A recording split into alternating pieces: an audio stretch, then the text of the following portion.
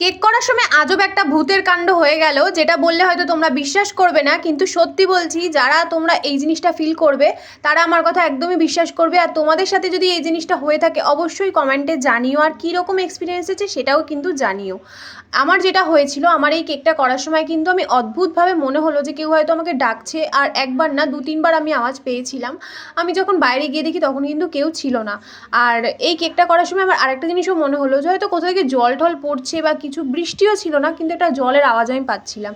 আমি যেহেতু আলাদা আমার ঘরের মানে কেক করার একটা ঘর আছে, তো সেখানেই কিন্তু আমি কেক করি। আর সাধারণত তখন সেদিনকে আমার বাড়িতে কেউ ছিল না। এই জিনিসটা কেন হলো আমি বুঝতে পারছি না। এটা হয়তো তোমাদের সকলে মানে অনেকের সাথেই হয়তো হতে পারে, আবার আমার এটা ভুলও হতে পারে।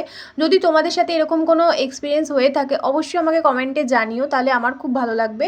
আর দেখো, এই কেকটা কিন্তু ছিল হাফ পাউন্ডের একটা কেক, ওপরে একটা স্টিকার বসিয়ে দিয়েছি। কেমন লাগলো ঝটপট জানিও, ভালো লাগলে লাইক কমেন্ট করে আমার চ্যানেলটা সাবস্ক্রাইব করে দিও। চলো টাটা।